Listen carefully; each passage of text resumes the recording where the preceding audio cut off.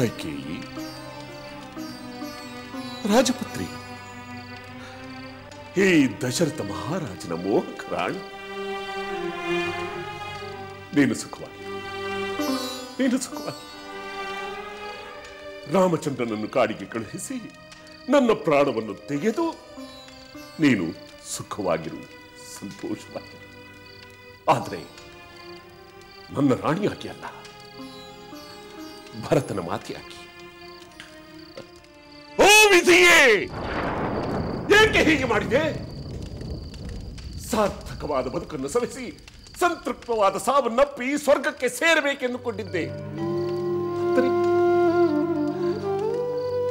ಸದ್ಗುಣ ಸಂಪನ್ನನಾದ ನಿರಪರಾಧಿಯಾದ ರಾಮಚಂದ್ರನನ್ನು ಕಾಡಿಗೆ ಕಳುಹಿಸಿ ಸ್ವರ್ಗ, ನಾನು ಸ್ವರ್ಗವನ್ನು ಸೇರಲು ಸಾಧ್ಯವೇ?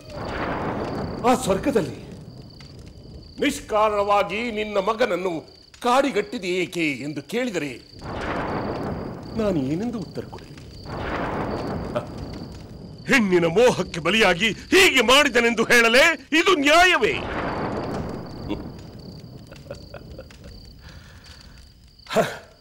ರಾಜರ್ಷಿಯಾಗಿ ಪ್ರಖ್ಯಾತಿಯನ್ನು ಪಡೆದಂತಹ ದಶರಥ ಮಹಾರಾಜ ತಲೆ ತಗ್ಗಿಸುವುದೊಂದನ್ನು ಬಿಟ್ಟರೆ ಬೇರೆ ದಾರಿಯೇ ಇಲ್ಲ, ಬೇರೆ ದಾರಿಯೇ ಇಲ್ಲ. ಓ ದೇವರೇ, ನನ್ನ ಪ್ರಾಣ ಪಕ್ಷಿ ಈಗಲೇ ಹಾರಿ ಹೋಗಬಾರದೆ, ಈ ಸಂಕಟದಿಂದ ನನ್ನನ್ನು ಪಾರು ಮಾಡಬಾರದೆ. ನನ್ನ ರಾಮಚಂದ್ರನಿಗೆ ಕಾಡಿಗೆ ಹೋಗು ಎಂದು ಹೇಳುವ ಈ ಸಂದಿಗ್ಧ ಪರಿಸ್ಥಿತಿಯಿಂದ ನನ್ನನ್ನು ಮುಕ್ತಿಗೊಳಿಸಬಾರದೆ, ಮುಕ್ತಿಗೊಳಿಸಬಾರದೆ. ಓ ಮೃತ್ಯು ದೇವತೆ, ಎಲ್ಲಿರುವೆ? ಬಾ, ಬೇಗ ಬಾ. ನಿನ್ನ ಕರಾಳ ಬಾಹುಗಳಿಂದ ನನ್ನ ಪ್ರಾಣವನ್ನು ಹೀರಿ ನಿನ್ನ ಮುಷ್ಟಿಯಲ್ಲಿ ತೆಗೆದುಕೊಂಡು ಹೋಗಿ ಬಿಡು, ಹೋಗಿ ಬಿಡು.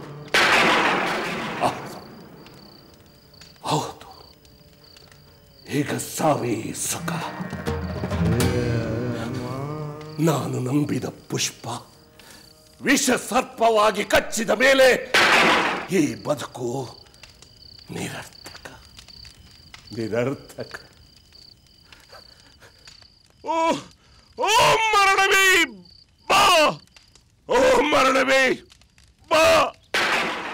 ಈ ನನ್ನ ಸಂಕಟದ ಉರಿಬೆಂಕಿಯನ್ನು ನಿನ್ನ ಕರುಣೆಯ ಮಂಜಿನಿಂದ ಆರಿಸಿ ಬಿಡು. ನಿನ್ನ ಹಿಮದ ಬಾಹುಗಳಲ್ಲಿ ನನ್ನನ್ನು ಆಲಿಂಗಿಸಿಕೋ. ಬಾ ಬಾ ಮರಣವೇ ಬಾ.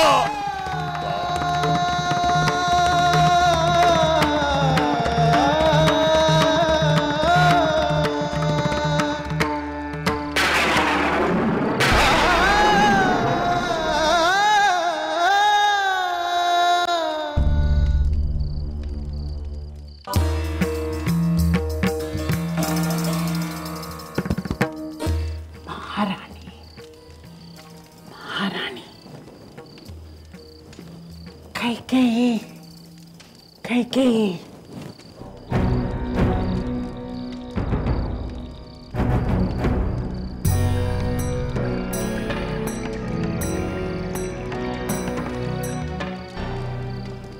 ಏಕೆ ಮಹಾರಾಣಿ ಮನಸ್ಸು ಕರಗಿ ಹೋಯಿತೆ? ಮಹಾರಾಜರ ಕಣ್ಣೀರಿನಿಂದ ನಿಮ್ಮ ನಿರ್ಧಾರ ಸಡಿಲವಾಯಿತೆ.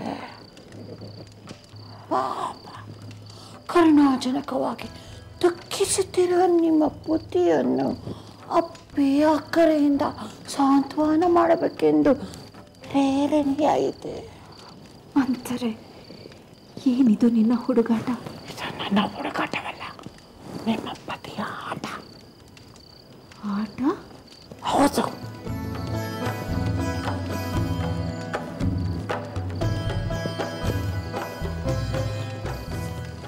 ಪ್ರೀತಿಯಿಂದ, ಮಾತಿನಿಂದ ಗೆಲ್ಲಲಾಗದ ನಿಮ್ಮ ಹೃದಯವನ್ನು ಅವರ ಕಣ್ಣೀರಿನಿಂದ ಗೆಲ್ಲುವ ಪ್ರಯತ್ನ.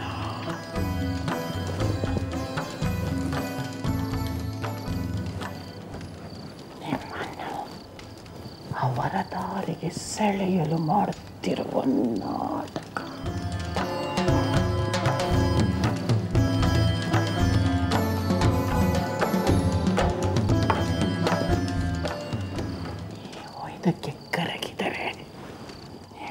ಕತೆ ಮುಗಿದಂತೆ. ಇಷ್ಟು ಹೊತ್ತು ನೀವು ಮಾಡಿದ ಪ್ರಯತ್ನವೆಲ್ಲ ತರಗೆಲೆಯಂತೆ ಪೂಡಿ ಪೂಡಿ ಪುಡಿಯಾದಂತೆ.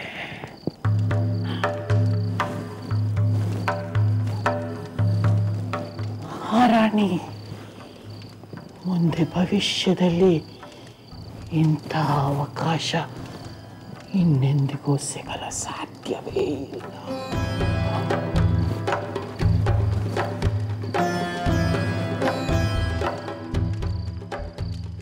ನಿಮ್ಮ ಪುತ್ರನ ಭವಿಷ್ಯ ನಿಮಗೆ ಮುಖ್ಯವಾದರೆ ನೀವು ಕದಲೆಯಲೇಬಾರದು. ಇನ್ನೇನು ನಿಮ್ಮ ಕೋರಿಕೆ ಈಡೇರುತ್ತಿದೆ ಎನ್ನುವಾಗ ಮನಸ್ಸು ಗಟ್ಟಿಯಾಗಿರಲಿ, ಕರುಣೆ ದೂರ ಸರಿಯಲಿ, ದೂರ. ಅಂದರೆ ನಿನ್ನ ಸಮಯೋಚಿತವಾದ ಸಲಹೆಗೆ ಧನ್ಯವಾದಗಳು. ನಾನು ದಾಸಿ ಮಹಾರಾಣಿ, ಧನ್ಯವಾದಗಳ ಅಗತ್ಯವಿಲ್ಲ. ನಿಮ್ಮ ಗೆಲುವಿನಿಂದ ನಿಮ್ಮ ಮುಖ ಅರಳಿದರೆ ಅದೇ ನನಗೆ ಪರಮ ಸಂತೋಷ ಮಹಾರಾಣಿ. ಅಂದರೆ ಮಹಾರಾಜರಿಗೆ ಎಚ್ಚರವಾಯಿತೆನಿಸುತ್ತದೆ. ನೀನಿನ್ನು ಹೊರಡು. ಅಪ್ಪನೇ ಮಹಾರಾಣಿ, ನೆನಪಿರಲಿ.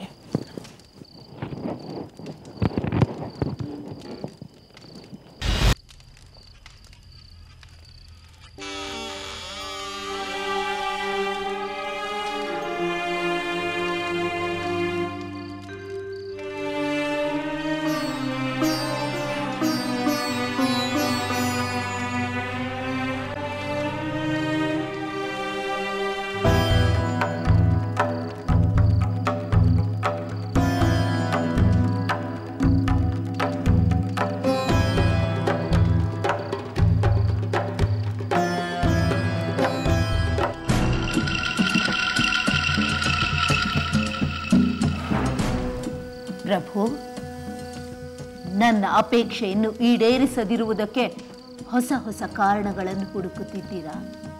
ಹೇಗಾದರೂ ಮಾಡಿ ನನ್ನ ಬಾಯಿ ಮುಚ್ಚಿಸಿ ನಿಮ್ಮ ಕಾರ್ಯ ಸಾಧನೆ ಮಾಡಿಕೊಳ್ಳುವ ಪ್ರಯತ್ನದಲ್ಲಿದ್ದೀರಾ ಪ್ರಭು? ಇಲ್ಲದೆ, ಇದು ನನ್ನ ಕಾರ್ಯ ಸಾಧನೆಯಲ್ಲ, ಸರ್ವರಿಗೂ ಮಂಗಳಕರವಾದ ಕಾರ್ಯ. ಆ ಸರ್ವರಲ್ಲಿ ನಾನಿಲ್ಲ. ನಿಮ್ಮ ಆಲೋಚನೆ ನನಗೆ ಅಮಂಗಳಕರ. ನನ್ನ ಪುತ್ರ ಭರತನಿಗೆ ಅಮಂಗಳಕರ. ಕೈಕೇಯಿ,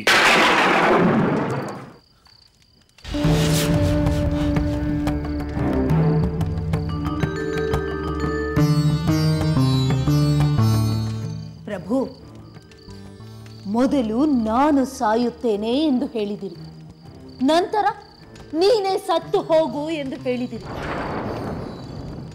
ರಾಮಚಂದ್ರನ ಪಟ್ಟಾಭಿಷೇಕವಾಗದೆ ಹೋದರೆ ಪ್ರಜೆಗಳೆಲ್ಲ ಪ್ರತಿಭಟಿಸುತ್ತಾರೆ, ಎಲ್ಲ ಕಡೆ ಅಲ್ಲೋಲ ಕಲ್ಲೋಲವಾಗುತ್ತದೆ ಎಂದು ಹೇಳಿ ನನ್ನನ್ನು ಹೆದರಿಸಲು ಪ್ರಯತ್ನಿಸಿದಿರಿ.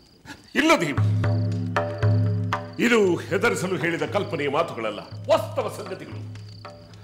ನಿನ್ನ ಸ್ವಾರ್ಥ ದೃಷ್ಟಿಗೆ ವಾಸ್ತವ ಕಾಣಿಸುತ್ತಿಲ್ಲವಷ್ಟೇ. ನಾನು ಮಾಡುವುದು ನಿಮ್ಮ ಕಣ್ಣಿಗೆ ಸ್ವಾರ್ಥವಾಗಿ ಕಂಡರೆ ನೀವು ಮಾಡುವುದು ಸ್ವಾರ್ಥ ಎಂದು ನಿಮಗೆ ಅನಿಸಿಲ್ಲವೇ ಪ್ರಭು? ನಿನ್ನ ಸ್ವಾರ್ಥವನ್ನು ಬಿಡು, ಪ್ರಜೆಗಳ ಸಾಮಂತರ ಅಭಿಪ್ರಾಯಕ್ಕೆ ಬೆಲೆ ಕೊಡು.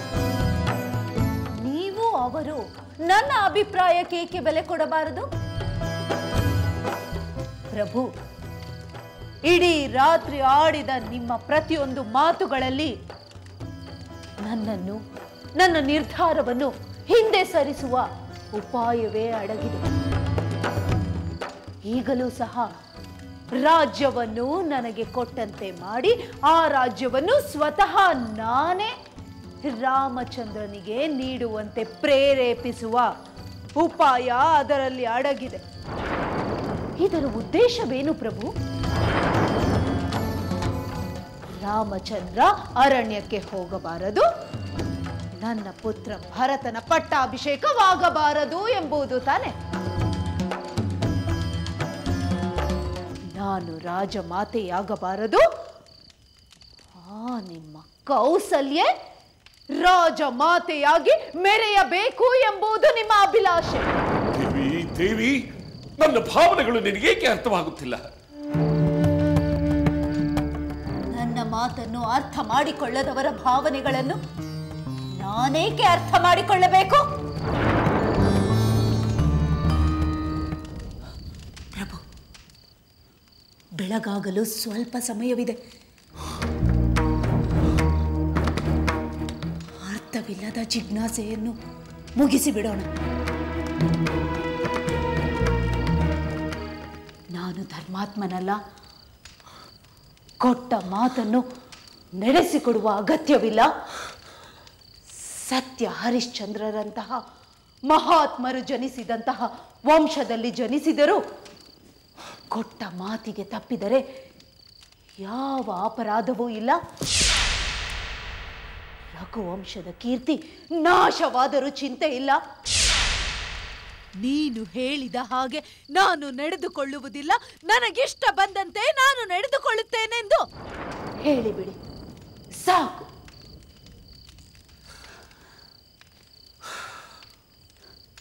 ನನ್ನ ಪತಿ ವಚನಭಂಗ ಮಾಡಿದ ಮೇಲೆ ನಾನು ಬದುಕಿದ್ದು ನಿಷ್ಪ್ರಯೋಜಕಳಾಗುತ್ತೇನೆಂದು ನನ್ನ ಪ್ರಾಣ ತ್ಯಾಗ ಮಾಡುತ್ತೇನೆ.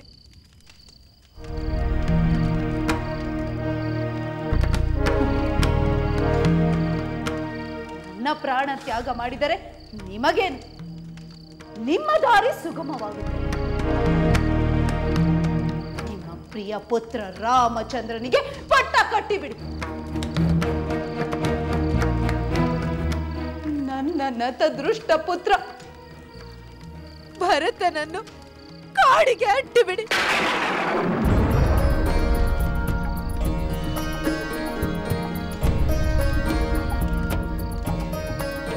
ಲೋಕವೆಲ್ಲ ವಚನ ಭ್ರಷ್ಟ ದಶರಥ ಮಹಾರಾಜ ಎಂದು ನಿಂದಿಸಿದರೂ ಚಿಂತೆ ಇಲ್ಲ. ನಿಮ್ಮ ಪುತ್ರ ರಾಮಚಂದ್ರನಿಗೆ ಸಿಂಹಾಸನ ಸಿಗುತ್ತದೆ. ಅಷ್ಟು ಸಾಕಲ್ಲವೇ ನಿಮಗೆ?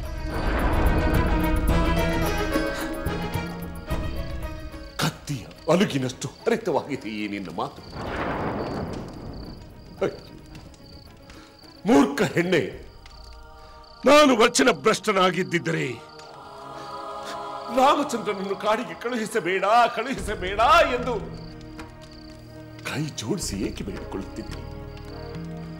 ನಿನ್ನ ಕಾಲನ್ನು ಏಕೆ ಹಿಡಿಯುತ್ತಿದ್ದೆ? ರಘುವಂಶದ ಕೀರ್ತಿಗೆ ಯಾವ ರೀತಿಯಾದ ಕಳಂಕ ಬಾರದಿರಲಿ ಎಂಬ ಒಂದೇ ಒಂದು ಕಾರಣಕ್ಕಾಗಿ ನಿನ್ನನ್ನು ನಾನು ಪರಿಪರಿಯಾಗಿ ಬೇಡಿಕೊಂಡೆ. ಎಲ್ಲ ಎಲ್ಲ ನನ್ನ ಬೇಡಿಕೆ ಪ್ರಲಾಪಗಳೆಲ್ಲವೂ ವ್ಯರ್ಥ ವ್ಯರ್ಥ. ಯಾವ ಕಾರಣಕ್ಕೂ ಕರಗದಂತಹ ಪಾಷಾಣ ಹೃದಯ ನಿನ್ನದು.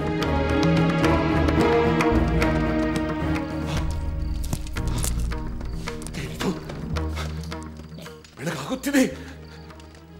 ರಾಮಚಂದ್ರನ ಪಟ್ಟಾಭಿಷೇಕಕ್ಕಾಗಿ ಎಲ್ಲ ಸಿದ್ಧತೆಗಳನ್ನು ಮಾಡಿಕೊಂಡು ಗುರು ಹಿರಿಯರು ನನ್ನನ್ನು ಕರೆಯಲು ಬಂದರೆ ನಾನೇನು ಹೇಳಲಿ? ಏನು ಉತ್ತರ ಕೊಡಲಿ? ರಾಮಚಂದ್ರನ ಪಟ್ಟಾಭಿಷೇಕ ನಡೆಯುವುದಿಲ್ಲ, ಅದನ್ನು ನಾನೇ ಕಾಡಿಗೆ ಕಳುಹಿಸುತ್ತಿದ್ದೇನೆ ಎಂದು ಹೇಳಲಿ? ಏನೆಂದು ಹೇಳಲಿ? ಅಯ್ಯೋ ವಿಧಿಯೇ, ಏಕೆ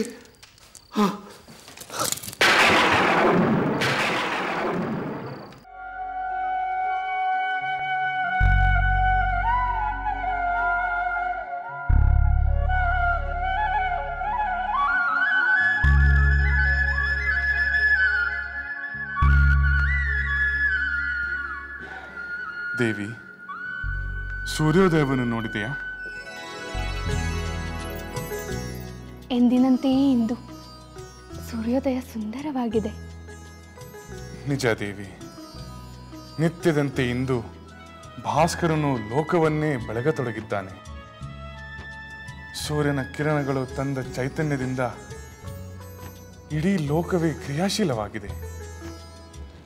ಪಕ್ಷಿಗಳ ಚಿಲಿಪಿಲಿ ಕರ್ಣಾನಂದಕರವಾಗಿದೆ.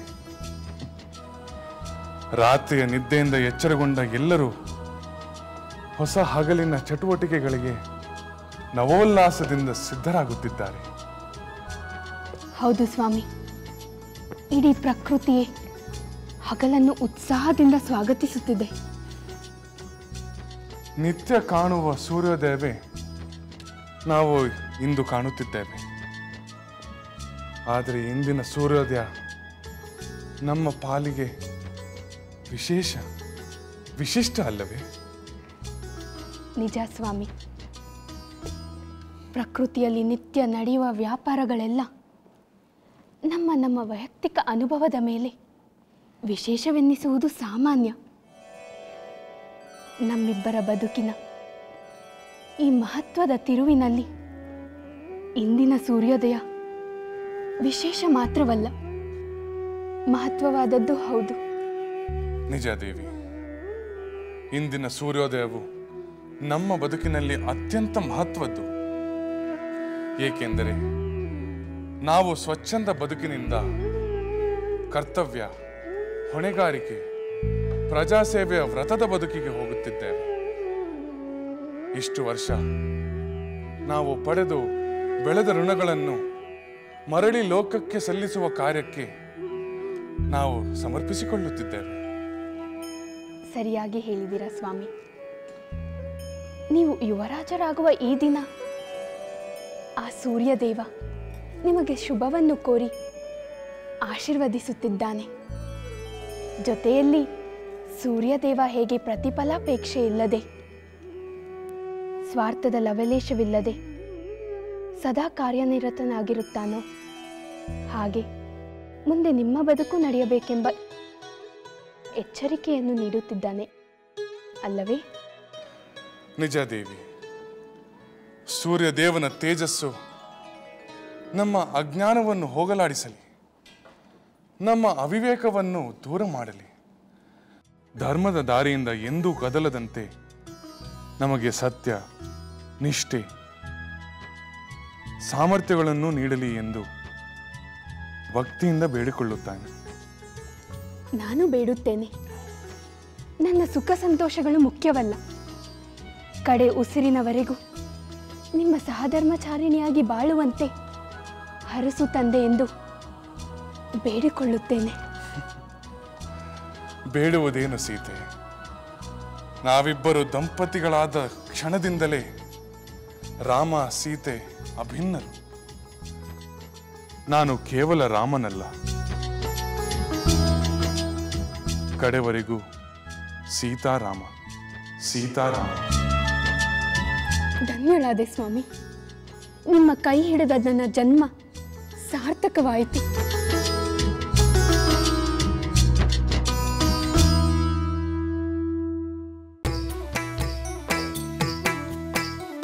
ಲಂಕೆಯಲ್ಲಿನ ದುರುಳ ದರ್ಪವು ಸೀತೆ ಸಹನೆಗೆ ಸೋತಿತು. ಅಂಕೆ ಇರದ ಅಸುರ ಕುಲವು ರಾಮ ಬಾಣಕ್ಕೆ ಅಡಗಿತು. ದೂರವಿರಲಿ ಸನಿಹವಿರಲಿ ರಾಮ ಹೃದಯ ನಿವಾಸಿನಿ. ಯುಗವು ಯುಗವು ಸಾಗಲಿ ಅಕಳಂಕ ಪ್ರೇಮ ಪ್ರಬೋಧಿನಿ. ಅಮರ ಗಾಧೆ ಧರಣಿ ಜಾತೆ ಸಾಧ್ವೆ ಸೀತೆ ಸುಚರಿತೆ. ಸಹನ ಶಕ್ತಿ ಪತಿಯ ಭಕ್ತಿ ಲೋಕಮಾನ್ಯ ವಂದಿತೆ.